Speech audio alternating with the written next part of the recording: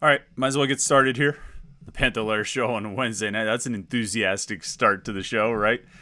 Live Panther-Lair Show here on youtube.com/Panther-Lair.com. You see the subscribe button, click the subscribe button. You see the like button, click the like button. Like this video, subscribe to our YouTube channel. Do all those things we always ask you to do. We appreciate that very much. Of course, as we are here on a Wednesday night, we're always live. 8:30 p.m. on youtube.com/Panther-Lair.com. Worked out well tonight. Pitt had a basketball game. That game didn't work out well, but it worked out well that they were able to finish half hour or so before we went live. So we didn't have any overlap. We didn't have any delays in starting the show. We could just roll right into it, collect our thoughts, and get started. We'll let people kind of roll into the live stream, jump in, and start posting comments and questions. Certainly a lot of people are going to have a lot of things to say about this Pitt basketball game tonight. 91-60. Michigan beats Pitt. I got a lot of thoughts on this game. I think you probably do too. We're going to let, like I say, we'll give it a couple minutes and let people show up and start offering comments and questions before we dive into this. You know the website, Panther-Lair.com, Panther-Lair.com, Pittsburgh.rivals.com.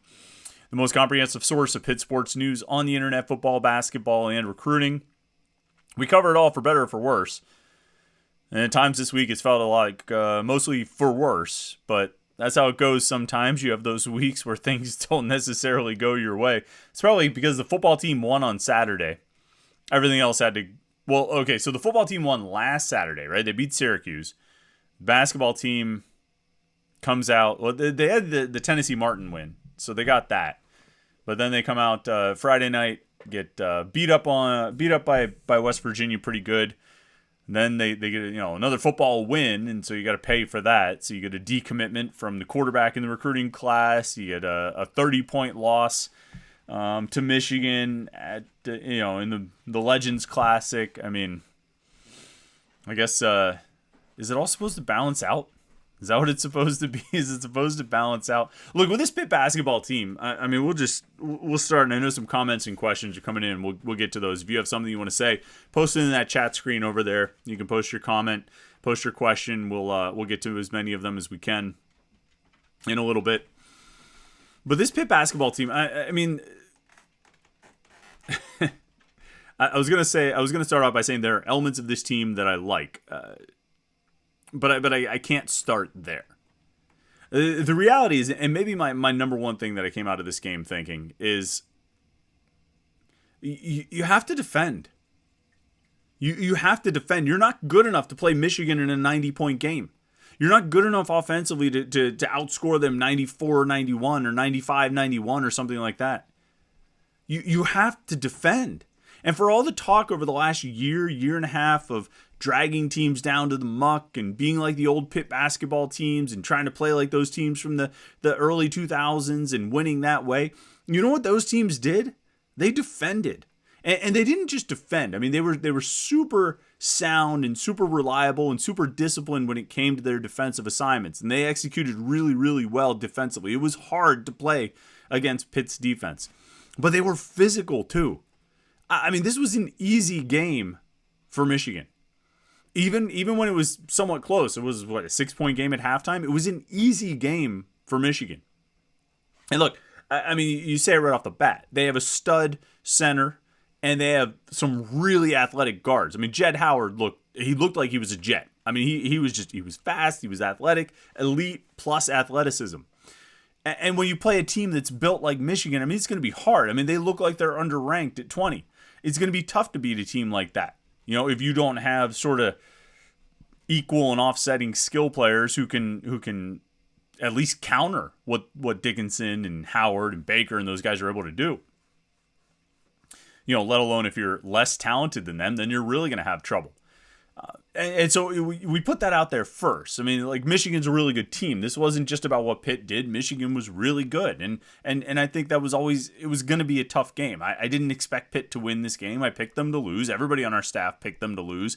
Nobody picked them to lose by 30 because you don't really predict that one. You don't necessarily see that kind of loss coming. But if you're going to play a team like that, you can't make it that easy for them. The announcing team, and I didn't catch who they were. I'm not sure who it was. I'm so used to Wes Durham and Roddy Davis on the ACC network broadcast for the football games. I don't know who calls these hoops games, but like 3 or 4 times in the second half. I mean, Michigan's just starting to have fun. They're just having fun. Man, screw that. You can lose. You might get beat, but you don't have to let the other team have fun. And the way you keep them from having fun is you get physical with them. You bang them around a little bit. You know, Pitt. How many fouls did Pitt finish with? Pitt had 15 fouls. They had 21 against West Virginia. I'd like to see the breakdown. I'm not sure if they break it down this way of offensive fouls and defensive fouls, because it sort of felt like Pitt. They have 15 fouls, 10 of those in the second half, but they committed a number of offensive fouls, or they were called for a number of offensive fouls. And, that's not getting it done. That's not achieving the goal. You should be difficult to play against. You should be annoying to play against. It should be the kind of game where, if you're the opponent, even if you win, you're still kind of frustrated. You know what I mean? Because, God, they just kept banging. They just kept hitting and knocking you around. You remember Rick Pitino, one of the first years Louisville was in the Big East.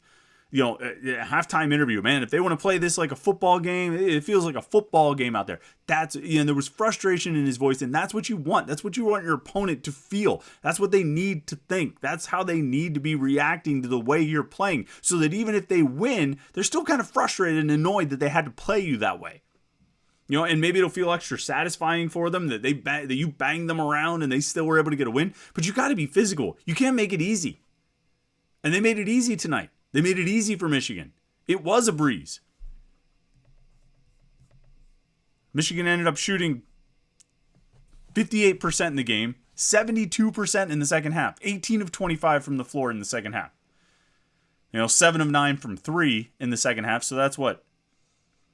11 of 16 from 2, just driving, 38 points in the paint, and not just all of those coming from Hunter Dickinson. I mean, Dickinson only had 11.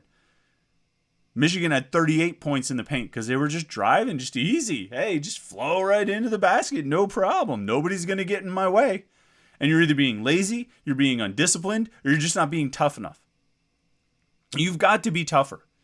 And I think this Pitt team has some talent. I think they've got some skilled guys, some guys with some skill sets that they can make things happen, that they can maybe score points.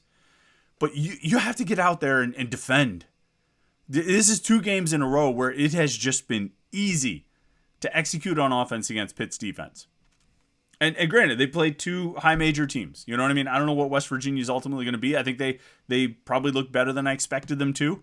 And obviously Michigan looked, really good.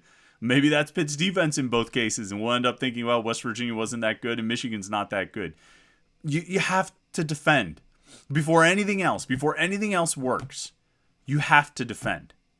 You're not good enough to get away playing that kind of defense. You're not good enough to get away with letting the other team shoot 7 of 9 from 3, letting the other team shoot 18 of 25 in the second half, letting the other team shoot 58% from the floor in the game. You're not good enough for that. Most teams aren't. You have to defend better than that. And, Jeff Capel, I saw some of the quotes come across Twitter from some of the guys that were up there.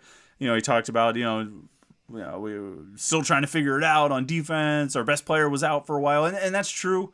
Some of that has to do with John Hughley not being around for the first 2 games. Hughley finished with 22 minutes. So he played a decent amount in this game. Started, 9 points, 2 of 6 from the floor. Made a 3. Had a rebound. 2 fouls. About probably what I would expect from his first game back. Maybe a little bit more minutes than I even expected him to play. I thought he might play less than 20 minutes in this game, depending on how his conditioning is and how his knee feels. But even if Hughley's absence has held you back on what you're able to do as far as developing the defense and developing the chemistry, I still think, your perimeter guards have to be better. Your perimeter defense has to be better, not just defending the 3-point shots, but cutting off the lanes and staying in front of the guy.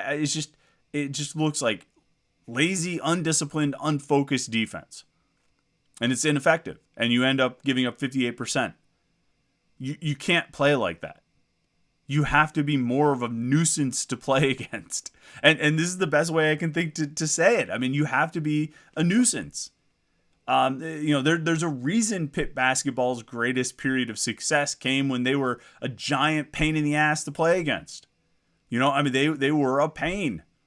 It wasn't fun to play against Pitt, and not because they had really good players and they won most of their games, which, they had really good players, and they did win most of their games.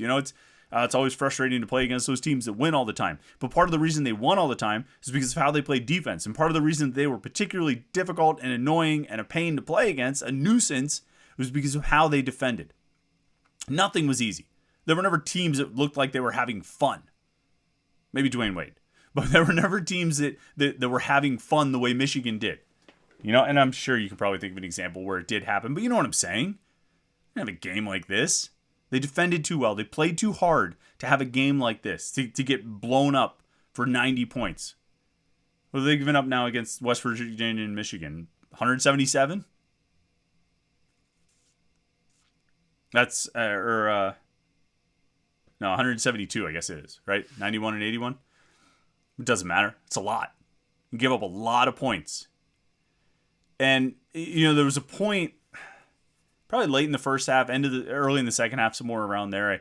We have a little group chat with the Panther-Lair writers, Jim Hammett and Matt Steinbrink and Houston Wilson and Stephen Gertz. And I texted him, I said, I kind of like this Pitt team. I think there's, they obviously need to get Hughley back 100%. They're not going to be great. They're not going to always beat teams like Michigan, but I think there's something here. There's something that they can build on. We all kind of agreed, okay, they're okay. They might be okay. They might be okay against some of these ACT teams because the ACC looks bad right now. The ACC is down, so they might be okay. They might be able to win a handful of games, and I still think they can win a decent number of games in the ACC because I just don't think the ACC looks very good. I think once they get past this stretch of a couple really challenging matchups, and they get Hughley back to 100%, and they can really kind of integrate him back into it, maybe more than 22 minutes, and just having his conditioning back and more practice time together. I think they can improve on what they've done in these first couple games, and they'll get a nice stretch of non-conference games that they can work through some of these issues. But if they don't defend better than they have these last two games, it could get ugly. Like, I don't know if it's going to get 91-60 ugly every night, but it could get ugly. Like I say, I like this team. I like some of the way, I like the way it's built. I think it's an interesting approach. I've talked about this a bunch of times. You probably don't have any misunderstanding about what I think about the process that went into building this team. That I think it's a unique approach from Jeff Capel. It's something different that they haven't tried before. And I think it has a chance to work with all these veteran guards surrounding John Hughley, better shooting, and all these things. It's a great plan. But you know what? Underneath all of those things, you've got to defend.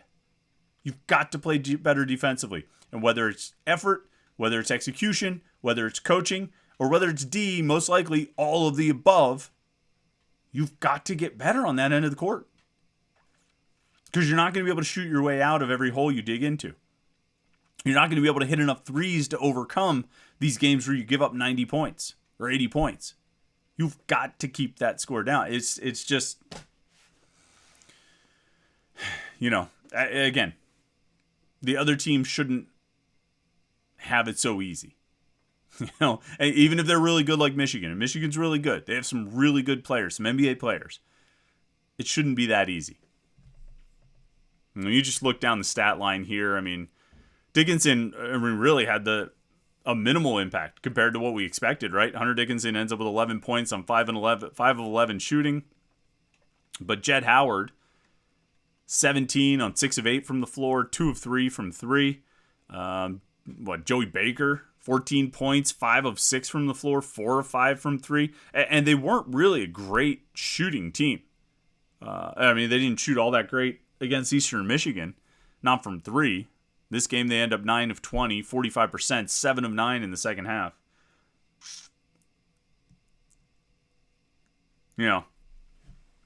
6 turnovers. Michigan only had 6 turnovers.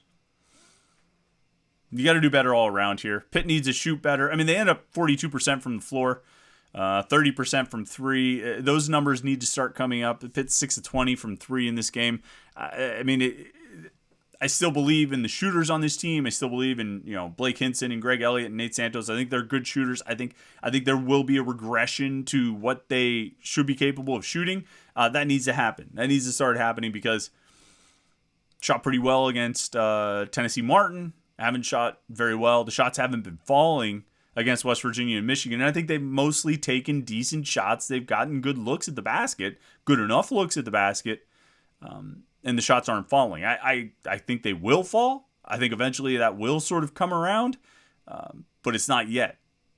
Still got to keep shooting, though. I mean, I think that's going to be one of the strengths of this team, and as we know, it's going to help with taking pressure off of John Hughley, but you guys start getting those shots to fall. But you got to defend at the other end. I mean, it's just, you got to defend. Let's, we don't usually go to the comments and questions quite so early, but I mean, we might as well, jump into it. I do want to tell you real quick before we do that, and you can keep putting your comments and questions there in the chat screen. We've got, lots of people in already. We'll get through as many of those comments and questions as we can. If you want to make sure your comment gets read or your question gets answered, you can be a super chatter. Click that little $sign down there at the bottom, and you can contribute a couple bucks to the podcast. We appreciate that. And that will, we will make sure we get to your comment or your question if you do that. Chris Gates. I've talked to you guys about Chris before, and I got to mention him again. He's a huge Pitt fan. He's an online fitness coach from Pittsburgh. And what Chris does, if you don't know about him, chrisgatesfitness.com, what Chris does, he works with people all over the world to build muscle and burn fat and improve their health through, healthy habits with fitness and nutrition. It's about lifestyle. It's about living a healthy lifestyle with Chris. And when you sign up with him at chrisgatesfitness.com, he guides and supports his clients through, every step of the way. So you just show up, you put in the work, and you have confidence that what you're doing is working. Everything's personalized to you. It's your workout program, your nutritional goals, and weekly video check-ins, things like that. It's what you want to accomplish, and Chris sets it up for you and makes it as easy as you can. You just have to put in the work. We're coming up to the most challenging time of the year right now. It's the holidays, right? And with Thanksgiving and Christmas, it can be tough to stick to your health and fitness goals. It's really about a month and a half that can often turn into a nutritional free-for-all. Most people end up gaining a bunch of weight, which means it's a perfect time to get on a program now and start planning ahead to help you make progress instead of seeing the scale after the fact and you see that number and your health move in the wrong direction. So go check out chrisgatesfitness.com. Chris, C-H-R-I-S, Gates, G-A-T-E-S, fitness.com. chrisgatesfitness.com. And if you mention Panther-Lair, when you apply, you get 75% off your first month of coaching. It's a great deal, and I think you'll get a great service out of it too. Chris is one of the best. He's also got a tailgate cookbook. You'll need that for Saturday when Pitt hosts Duke at Acrisure Stadium. He's got a tailgate cookbook that's available on his website, along with hundreds of articles and podcast episodes on fitness, nutrition, healthy lifestyle habits. It's great stuff. Chris is a really smart guy. He's a big-time Pitt fan, and he's here to help. And, the beauty of the internet, he can do it for anybody, anywhere. You don't have to live next door to him or come to his house or something like that. You guys can do it all over the internet. chrisgatesfitness.com. Go check that out if you're looking for a healthy lifestyle. All right, let's jump into the comments and questions. RJCman38 is a super chatter. He says, I don't care about the loss as much as the score. Pitt is not competitive. There's something to be said. I hate saying, oh, guys quit or they gave up or, this or that. But there's some body language issues out of these first two games. I think once West Virginia started pulling, not first two games, obviously not Tennessee Martin, but these last two games, West Virginia and Michigan. When West Virginia started pulling away, when Michigan started pulling away, you could see it on these players. You could see them starting to sink. And that's a problem. And I mean, losing is tough. Nobody likes to lose. Nobody likes to get their brains beat in. Michigan was just running away with it in the second half. They couldn't miss. They hit everything inside and outside the arc, and you start to wane. You're getting out-rebounded in the second half. Michigan out-rebounded Pitt 17-12. Michigan only turned the ball over 5 times in the second half, which they only had 1 in the first half, so that was actually kind of an improvement. But, you start struggling to keep your interest and keep your focus, and I think we've seen that with this Pitt team. I mean, the easy solution to that is don't get blown out. Keep yourself in the game, and then you don't have to worry about, falling behind like that. But, you'd like to see a different reaction from a veteran team like Pitt has. You'd like to see a different reaction from a team that has the veteran players that this Pitt team has, that when they run into adversity, they've got to be able to bounce back better. And they haven't. They haven't at all. See another super chatter here. John Waffle H2P says, fire Capel. Okay. Okay. Well, that's your comment, John Waffle. I imagine, when we're less than an hour removed from a 30-point loss, there's going to be quite a few people who would agree with you. We'll see. We'll see what everyone has to say, but it's tough when you have a loss like this. Panther Room says, the basketball team to me right now is a mystery. They look great the first 10 minutes of a game and then fall apart. Is that coaching or conditioning? I think to some extent they were hitting shots early in this game. They still weren't defending, and then when the shots stopped falling, the defense still wasn't there, and Michigan was able to pull away.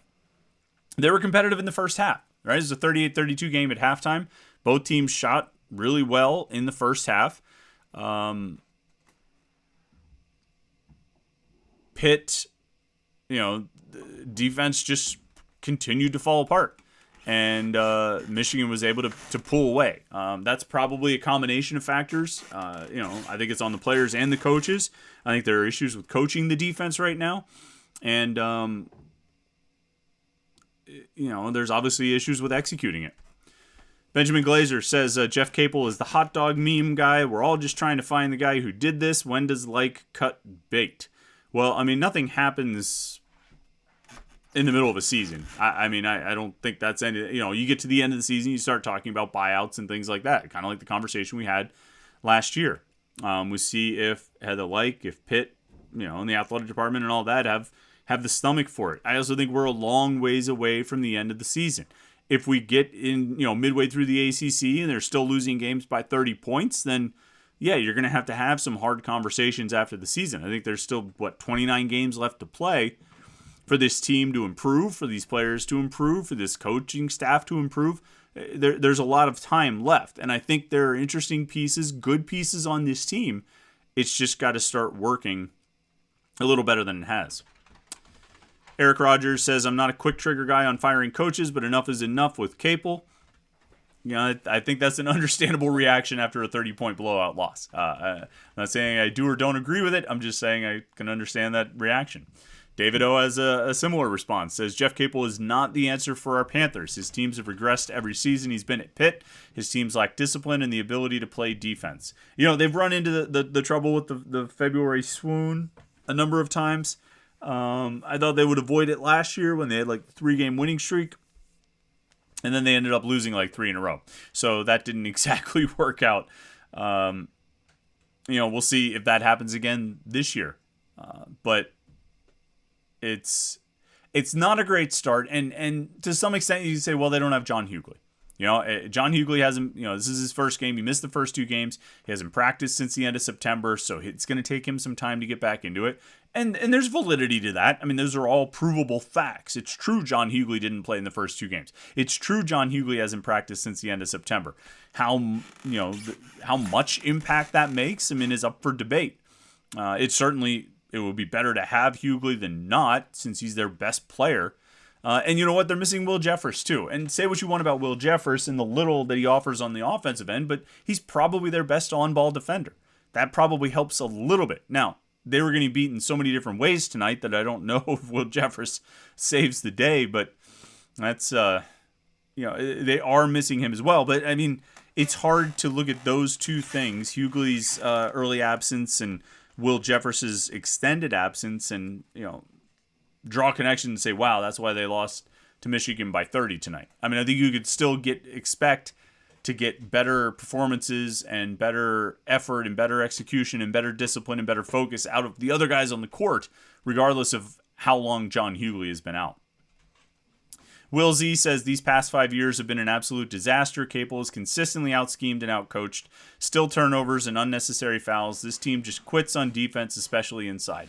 Yeah, I mean, the defense is my biggest issue tonight. I mean, turnovers, they had 13 turnovers. That's not a great number, but it's an improvement over the West Virginia game. And it's, Jamie Dixon always used to have 12 turnovers or less as his target. He wanted to shoot 40, hold the other team under 40% shooting, win the rebounding battle by 10, and commit 12 or fewer turnovers. Those were his 3 big goals for every game. 13, pretty close. They lost the rebounding battle, and they definitely did not hold the opponent under 40. But in terms of the turnovers, that wasn't a huge, that wasn't the biggest problem. It's the defense. I mean, the defense just, it's not close to good enough. Scott Martin says they would have scored 125 if Dickinson didn't sit so much. I mean, yeah, that's probably true. Dickinson played 25 minutes. He could have played a lot more and probably had a lot more success, particularly when John Hughley was not in there. I mean, Federico wasn't having much success stopping Hunter Dickinson. The double teams worked sometimes, but they never recovered off of it quickly enough or well enough to stop the outlet passes and, subsequent shots. But, Dickinson probably could have gone off for even more than he did. Anthony Tennyson says, I didn't realize how horrible the defense was going to be. They didn't even need the big guy in the second half. I don't know where they go from here. I mean, they have to find a way to improve defensively. I mean, I think to some extent, maybe the upside, if they were just a team that was shooting like 18% every night and they just had no good shooters and it was never going to get better in terms of their shooting percentage because they just didn't have that kind of skill set, you'd say, okay, that's a problem because you're not going to really learn to shoot over the course of a season.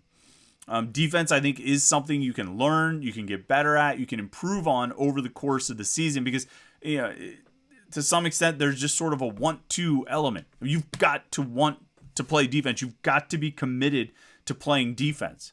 And that was probably the greatest, trick that Ben Howland and Jamie Dixon ever pulled was getting those players all to buy in to playing defense for like 10, 12 years.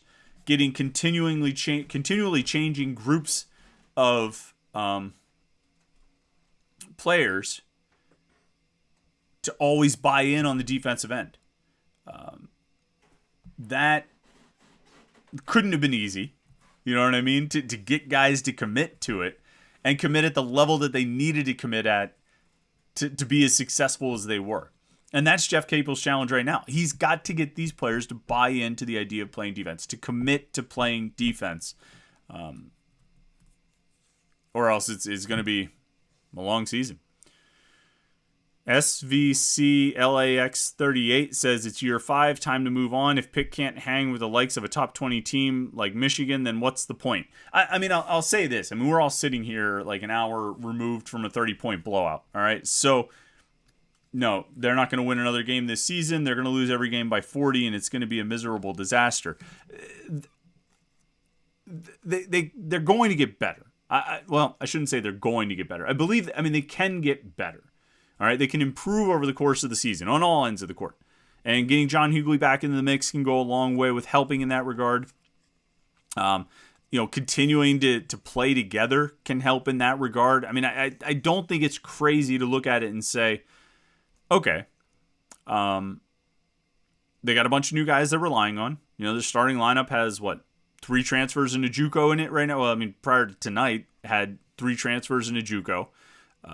3 new transfers and a JUCO. Now it's got 3 new transfers and Nelly Cummings and Greg Elliott and Blake Hinson.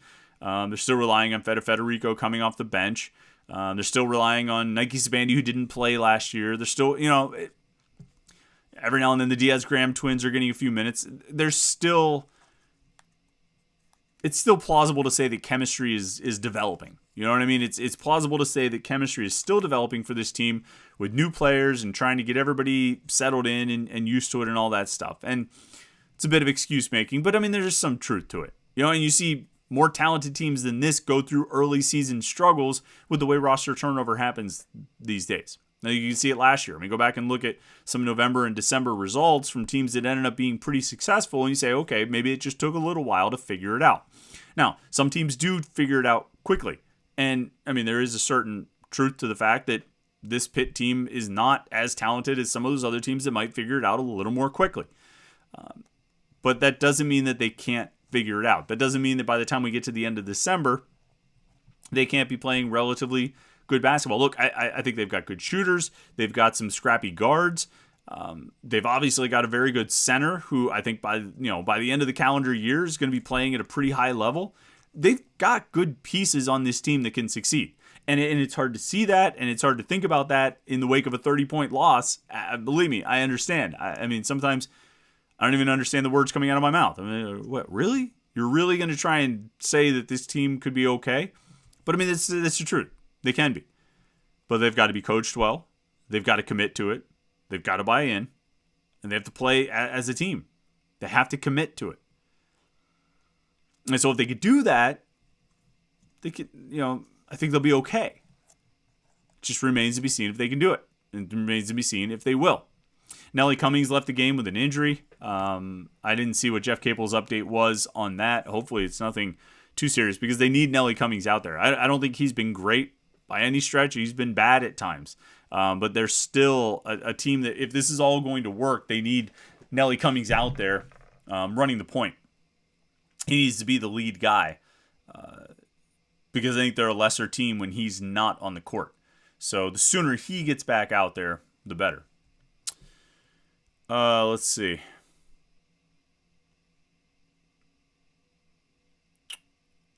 Will Z says, when has Pitt ever had a defensive presence under Capel?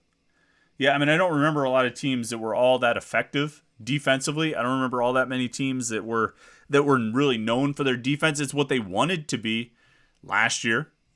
It's what they wanted to be this year. I think they wanted to really recommit to defense, and that's not to say that they weren't committed to defense previously. I think the coaching staff emphasized defense quite a bit in those first few years, but it still never really is taken. There has to be a buy-in.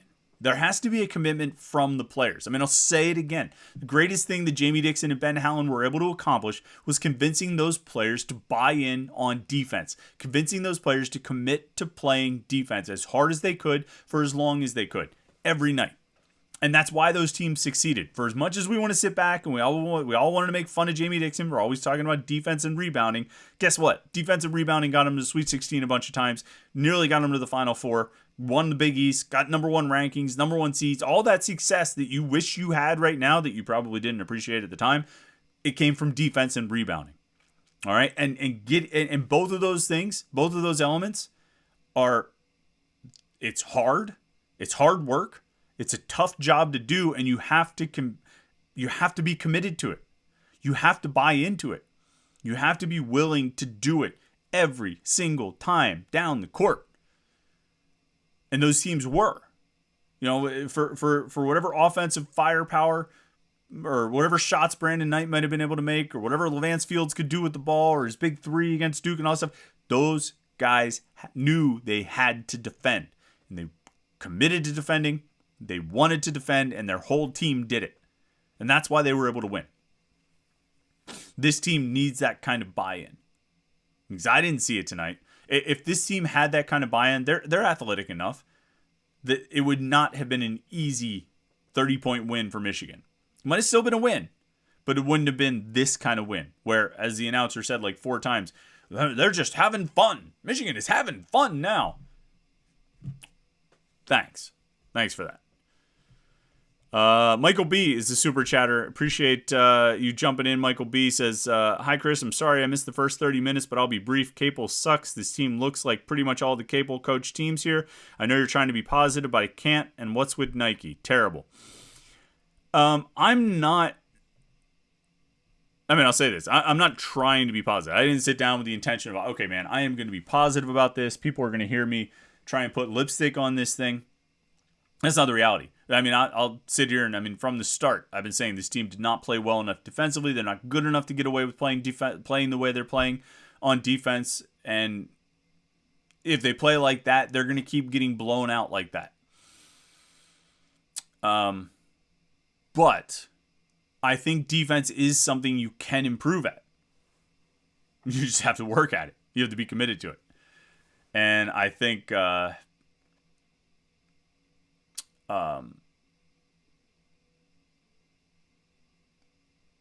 think with the shooters, with the guards they have, with John Hughley, they should be able to produce offensively. Just got to defend. Ed Mahoney says, I will give Coach Capel the balance of the season to determine if it's the last year for him. At times, I'm not certain if he wants to be here. Strange press conferences.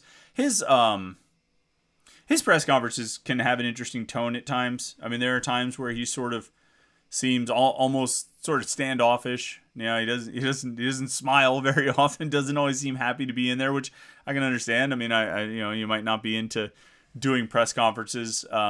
I do think he wants to be here. I do think he wants to win here. I think he wants to build something here. I think that's what's important to Jeff Capel. I think he wants to build a program here. He wants to build a foundation for a program, particularly since he took over a program that had no foundation whatsoever. Was maybe even more wrecked than he thought it was when he came in. And so I do think he wants to be here. He wants to succeed. He doesn't like to lose. And he's had to lose more here than he's ever lost at any point in his career. But I think it's fair, like you said, Ed, to give Jeff Capel till the end of the year and see what can happen. I mean, it's a long season. It's 3 games. There's 28 left to go. Let's see what happens. Royce Beacom says, excuse me, but I was blacked out when trying to see the game on TV. For future searches, where was the game on TV? I think it was on ESPNU. I think is what it was on. I forget exactly. But, yeah, ESPNU. I don't know what's on tomorrow. What channel tomorrow's game is on. Let me see if I can see it. Yeah, it was on ESPNU. Oh, tomorrow's game is on ESPN2. And I'm guessing it'll be the early game, 7 o'clock tip-off on ESPN2. So you can watch. That should help you find it tomorrow, Royce. Let's see.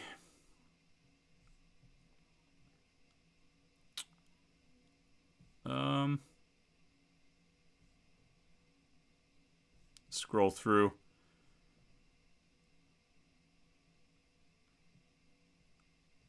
Some football comments here. I guess so. I'll get to the football thing in a second, just because some comments coming in about football. It's really 28 games to go. Get another game in Brooklyn. Come back to Pittsburgh with 27 games to go. Maybe you'll be 1-3. Maybe you'll be 2-2. You're gonna have a stretch of non-conference games. You should have a better chance. You could work out some of the kinks, maybe. It's really about getting these guys to commit on defense and buy into the defense and play well on defense. Play together on defense. And you can't have lapses. You can't afford to have moments where you lose it and miss your guy, miss your responsibility, miss your assignment. Because you see what happens. So we'll see if the next 28 games are better than 2 out of the first 3. It all seemed so good after the Tennessee Martin game, didn't it? All right, football-wise, let's flip around here. Panther Room says, as I reported last week from a good source, doesn't look like Slovis is 100% coming back next year from his comments yesterday. Yeah, I don't know what Keaton Slovis is going to do. If you missed his comments, he spoke to the media on Tuesday. He said he's not going to walk for senior day. Said it's because some members of his family can't be here for it, and so he doesn't want to do it without everyone there. And then he said, but that doesn't necessarily mean he's coming back. He doesn't know. He hasn't made that decision yet. They'll sit down and talk about it afterward. I mean, if you put a gun to my head right now, and I believe he's still waiting to make his decision, I'm not 100% or anything like that. But if you put a gun to my head right now, I'd say Keaton Slovis comes back. It's my guess. I could see... What did he say? Panther Room goes on to say, from what I'm being told, it doesn't look good. He isn't happy with the way the offense is used. Well, I don't think anybody's happy with how the offense has performed this year. I'm sure Keaton Slovis would probably tell you he's not happy with some of the things he's done this year. He himself, personally, how he has played this year. I don't think anybody's happy with the offensive production. It's obviously, it hasn't been good. And it's the reason they lost a couple of games, and even the last 2 games that they won, they only scored 40 offensive points, and that's including some field goals. So, I can understand where he might be coming from in that regard. The question is what Keaton Slovis's options are now. I would presume if he graduates, he could transfer and play right away somewhere else. He has one more year he could use, that COVID year, that super senior eligibility year. He could transfer and play somewhere else, I would presume. Or he could try to go to the NFL. And I can't really imagine that that's a realistic option at this point. Maybe he's just waiting. Maybe his decision is just held up on waiting to see what the feedback is. Probably knowing what the feedback is going to be, but waiting to see what the feedback. Maybe he gets a surprise report and it says, actually, we believe in your natural skills, and NFL scouts think you're ready to go right now. In which case he goes to the NFL. I'll say this: if Keaton Slovis transfers, and again, I would say my guess, if I had to pick one, I'm guessing he comes back. But if he transfers, that is a pretty significant indictment on the coaching. That's the reality of it. Because it makes the most sense for him, if he's going to stay in college for another year, it makes the most sense for him to stay in a system that he's got experience with, stay in a system that he spent the last year learning and practicing and playing in, with a number of players who he's comfortable playing with. A bunch of the offensive linemen will be back. Some of the receivers should be back. Even if Izzy Abanikanda is not back, there are good running backs who should be returning. So if he's staying in college, that would make the most sense for his continued development and ideally playing himself into a pro potential. If he's staying in college, if he decides to go to the NFL, that seems like an less than advisable decision. But we'll see. We'll see what he decides. Like I said, gun to my head, I would think he comes back, but we'll see.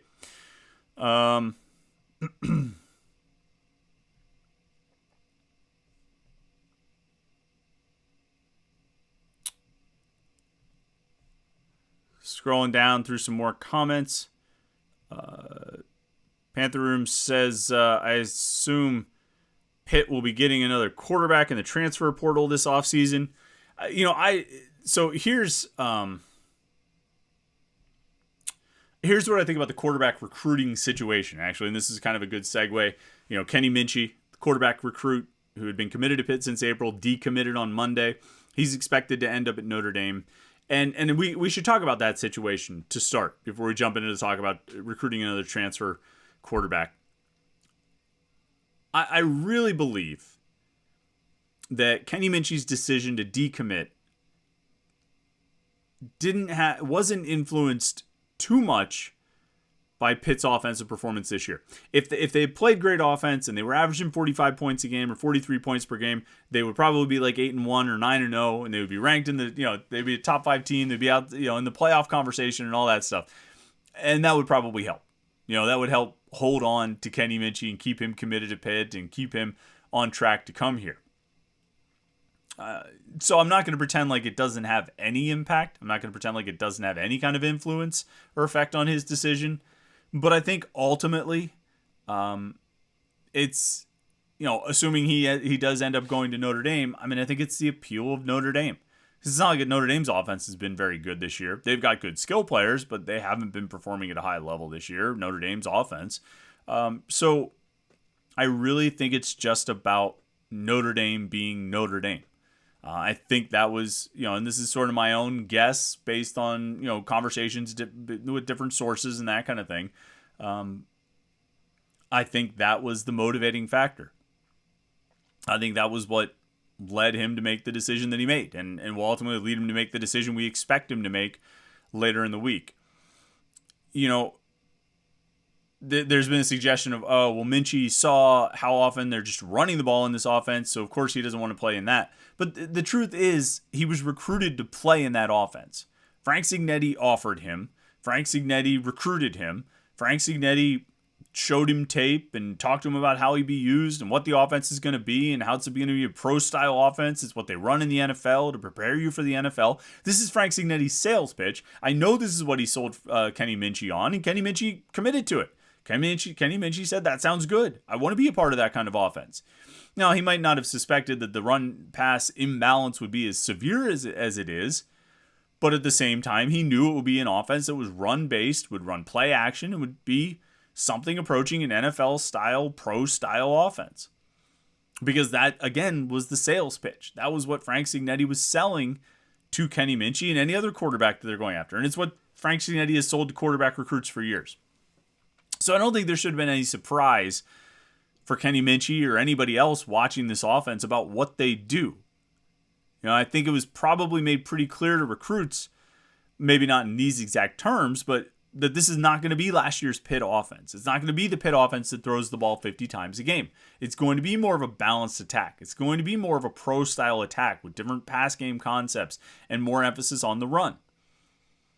I think that message was, I think Kenny Minchey understood that. I think the wide receivers in this class understood that. And so it's harder for me to sit back and say, well, Kenny Minchey decommitted because of what the offense looks like, when he, of all people, should have known what the offense was going to look like. And that's why I don't entirely go with the offense argument. I think it's more just about Notre Dame. Now, what do they do now? And I think this is the more relevant question. I mean, ultimately, we can talk in the offseason about, well, why did he decommit? Was it this or that? But the more pressing question, the more relevant question is what they do now. There's no quarterback in the 2023 recruiting class for Pitt now. Kenny Minchey was the guy. They put all their eggs in that basket, as one is wont to do when you've got a quarterback commitment. You get one, you're set. Well, now they don't have one. And if you look at the list of uncommitted quarterback recruits nationally, there's not a lot out there. That they're pretty well all, at least verbally, committed to other colleges. And so if Pitt wants to add a high school recruit in this class, and I think they do, they're going to have to look to flip someone, kind of like, we all assume Notre Dame has done with Kenny Minchey. Notre Dame looks like it flipped Kenny Minchey from Pitt. Now Pitt's going to have to go flip somebody else from another school. And there's some options that have emerged. We've been posting about a few guys on the message boards at Panther-Lair.com. I think in the aftermath of Minchey's decommitment, there was sort of a rush to, I think the Pitt coaches dug deep on evaluating film and finding guys. I think they had guys already kind of in mind as sort of a plan B option, because I think you would just have to. You'd have to have kind of a list of guys you're always sort of keeping an eye on and maybe maintaining contact with, just because you never know what could happen. Even if you think Kenny Minchey's 110% solid, you still keep an eye on. You keep a little list in your back pocket type of thing. Keep an eye on guys and decide what, when the time comes, have an idea of who you want to move on and who you want to work on. And so I think they've got that, and I think they'll try to get a high school quarterback in this class. Now, at the same time, they're going to be keeping an eye on the transfer portal, because it's college athletics in 2022, almost 2023, and you always have to have an eye on the transfer portal. You could have five-star quarterbacks on your roster with one more committed for the next class, and you're still going to be keeping an eye on the transfer portal, because when an opportunity presents itself to get an experienced, talented player who's already been in college for a couple of years, you're going to go do that. And I think the quarterback position in particular, I wrote this a year ago, maybe two, that the transfer portal is fully 100% a factor in quarterback recruiting now, as almost as much as high school prospects. Like I think when coaches are looking at their roster and they say we need a quarterback, either to be a starter or to fill out our depth, or we need another guy in the room, they're probably spending equal amounts of time on high school kids and transfer portal kids. Because there are guys going into the transfer portal, and it has been for the last couple of years, when they're, true freshmen, redshirt freshmen, sophomores. Well, you absolutely will go get that. You're going to get 2-3 years out of that guy. As opposed to the high school kid you're going to bring in, you don't know how he's going to respond to college. You don't know how he's going to react. And you don't even know if he's going to be here a year from now, because he might come in, he might sit for a year and say, I don't want to do this. I'm going to go somewhere where I can play. So to some extent, you almost want to wait and find those guys who are saying, I want to go somewhere I can play, and find a good quarterback from that group. Transfer portal has changed so much about recruiting, but I really think it's had maybe the biggest impact on the quarterback position. And that's where teams have been able to change their trajectories the most, is by recruiting transfer quarterbacks. And so, Pitt's, if they get a high school quarterback in this class, somebody they like and feel like can really develop over the course of a couple years, their activity in the transfer portal, I think, will be determined largely by what Keaton Slovis, Nick Patty, and Nate Yarnell do. I think if two of those guys come back, at least two of the three, if either two of them come back or all three come back, then and they get a high school quarterback, I don't think they'll go to the transfer portal this year. If they either miss on the high school guys, or two of those three returning players don't come back, if only one comes back, like let's say Yarnell and Patty decide to transfer, or Slovis and Yarnell, or Slovis and Patty, or whatever it is, two of those three don't come back, then I think they'll go to the transfer portal to get somebody to compete for the starting job, or at worst provide depth. So I think that, there's moving parts, and there's always moving parts, and I think they're going to want a clear sense from those guys by the end of December of, or maybe even earlier, maybe by first or second week of December, of what they intend to do. Because that's going to guide what the coaching staff does as far as what they look for in the transfer portal if they try to bring another guy in. Again, it could be like a Derek Kyler to fill out the depth, or it could be like a Keaton Slovis to compete for the starting job. But like I say, that's going to depend in large part on what some of those returning quarterbacks do, what Slovis does, what Nick Patty does, what Nate Yarnell does. It's moving parts, and it's the image of having a lot of juggling, a lot of balls in the air. That's kind of what that's sort of how I envision it. I think the coaches got a lot of balls in the air, and they're trying to catch all the balls and keep the balls moving, and just keep those balls floating, and then kind of figure out, as everything comes down to land, where you're going to need to add pieces, and if you're going to have enough to make it work. The transfer portal will continue to exist as a resource for getting quarterbacks, particularly if you run into a hole, like a gap in your roster, like Pitt has had at different points over the years, or if you run into a bit of a jam, like in this situation where you have your quarterback commitment since April, and then he decommits 5 weeks before signing day. So the transfer portal is going to be out there, and I think they'll have a list of guys, and probably even make contact with guys even before they decide whether or not they're actually going to take one. They'll probably make contact and start building some relationships. So if they do find out that they need and or want a transfer portal quarterback, they can kind of act quickly and make it happen. Let's see what else we got here.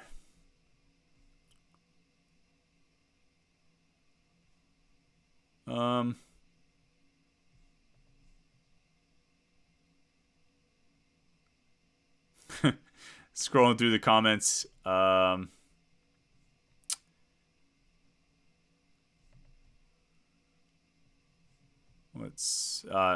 saw something. RJCman38 says, "Who would want Slovis? What a dunce." I actually think when I said this on the Morning Pit today, I don't know if you watched the Morning Pit video, I think there's been improvement in this Pitt offense. It's been marginal at times, and at times there have been steps back. It hasn't all been steps forward, and they certainly haven't arrived as even what you would call a good offense. But I think you're seeing progress, particularly in the passing game. And the passing game is where they need to make progress, right? We know they can run, but they need to get better at throwing the ball. And I think the last few weeks, really probably going back to the Carolina game, and then the Syracuse game, and then this game at Virginia, I think we've seen them get better. I think we've seen Keaton Slovis get better. I think we've seen the receivers get better. The whole operation seems to have worked better. Whether it was the Carolina game, hitting those play action posts, which it was like the only good thing they did in that game offensively. But there have been games, where there hasn't been anything they've done well, in the passing game, right? And so if they had that game where they actually threw the ball well, even if it was only one sort of concept, at least they were doing something good, right? The Syracuse game I thought was one of Slovis's sharper games. He obviously had the interception that was a bad throwaway. He claimed it was a throwaway, but that was a bad one. But he was overall pretty sharp, solid completion percentage. And then this Virginia game, throws a touchdown to Bub Means, makes a couple really nice throws, misses a few throws, to be sure. He missed a few throws. And that's why I say it hasn't arrived as a finished product. It's not done yet. But I do think it is getting better, and I think Keaton Slovis is getting better. And I think you could see the whole operation taking some small steps, but still steps forward, which is what you want to see. And I think that could continue this weekend against Duke, and then, ideally close out with a strong game at Miami in the regular season finale in 2 weeks. I don't think they're going to have a game where they're, I don't want to say perfect. Nobody's ever perfect, but I don't think they're going to ever have a game where you come out of it saying, that was a good offense. They're still going to have, what they call them, the WTF moments. They're still going to have those times where you say, what are you doing? This guy was open. Why didn't you throw it to him? Why'd you make that decision? Why'd you throw it there? They're still going to have those moments. I don't think that's going to go away. But I think they will continue to progress. I think they can continue to progress like they have over the last couple of weeks. Will says, if we can flip a Miami of Ohio era Ben Roethlisberger type quarterback from a G5 team, I'll be all right with this. One can hope, right? Hey, if you can get a player like that, then that would be sweet. That'd be fun to watch. Will says, would have been better if he flipped months ago when Notre Dame pressed him. Now Pat Narduzzi and company have to scramble for the next 2 weeks to find a quarterback. Not a good look on his part. So, whatchamacallit, Notre Dame offered Kenny Minchey in July, I think it was. And so I kind of agree with you. It would have been more helpful for Pitt's recruiting efforts. If he had decommitted then, it would have given them more time to try to work on finding a quarterback. Even at that point, it's late in the game when it comes to quarterback recruiting. Kenny Minchey committed to Pitt in April, and even that sort of felt late. Most quarterbacks, maybe a few will still be lingering out there by midsummer, but for the most part, top quarterbacks they commit early. They commit in their late spring sophomore year, summer between sophomore and junior year, fall junior year, maybe spring of junior year, and then you start dwindling down. The numbers start sort of trickling out. So even by that point, if because Notre Dame offered Kenny Minchey because they had missed on a bunch of their quarterback targets because guys were coming off the board and they weren't going to Notre Dame. And so Notre Dame turned to Minchey and said, we like you. We'd like you to come and play here after missing on like 4 guys or something like that. So even at that point, if he had decommitted then, Pitt would have been in a difficult spot. Now they could have entered the senior season with like a big list of guys they wanted to watch and targets they were going to keep an eye on for potential offers. But it's not like they would have been able to turn around and find somebody, I think, by the end of the summer. I think it still would have to be probably a new offer, someone that they were kind of new in recruiting, watching them over the course of their senior season and then trying to flip them from another school. They'd be in a similar situation, just the difference being they'd have 5 months to work on it as opposed to 5 weeks, which is where they're at right now. All right, Steven Gertz, our basketball analyst on Panther-Lair.com, says probably best to be done talking about that basketball game.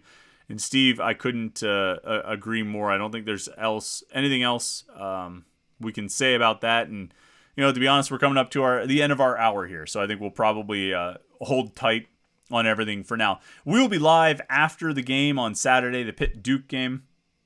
We'll have our live post-game show. I'm not sure what time that's going to start. It might be a little bit later in the evening for a variety of reasons. We might be looking at like a 9 or 10 o'clock start on that one, but I will definitely tweet it out and keep everyone posted on what time we're going to start the post-game show. Listen, you click the subscribe button, you turn on notifications, we'll send you an alert right to your phone so you know when we decide to go live. You know what I mean? So you won't miss it. If you're sitting around like, what time are they starting? Well, you get an alert. It says, hey, they're starting now, and then you'll know. You won't miss any of it. So like this video and click subscribe to our YouTube channel. Of course, if you want a lot of Pitt talk, you want more Pitt talk, we have the morning Pitt every morning, Monday through Friday every day of the week, every weekday at least. We put up a new video, 15, 20, 25 minutes, half hour, however long it takes to talk about whatever's going on in the world of Pitt sports. We're going to have basketball talk tonight. I don't think we'll do any basketball talk on the morning Pitt tomorrow, but excuse me, we get a lot of football, basketball, recruiting talk in there every day. So if you want Pitt talk to start your day, go check it out. The Morning Pit right here on youtube.com/Panther-Lair.com. So subscribe to our YouTube channel, like this video. We appreciate that, of course. And then go to Panther-Lair.com, Panther-Lair.com, Pittsburgh.rivals.com. It's the most comprehensive source, Pitt sports news on the internet. You want Pitt sports news? You want Pitt sports community?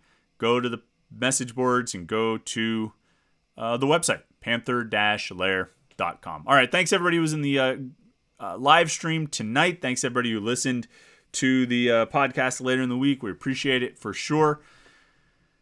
Yeah, appreciate all the super chatters. Big time. You guys are awesome. So thanks again for tuning in. Hope you're having a great week, and we will talk to you. We'll have a morning pit on Thursday morning, and then we'll be live Saturday night after the game right here on youtube.com/Panther-Lair.com.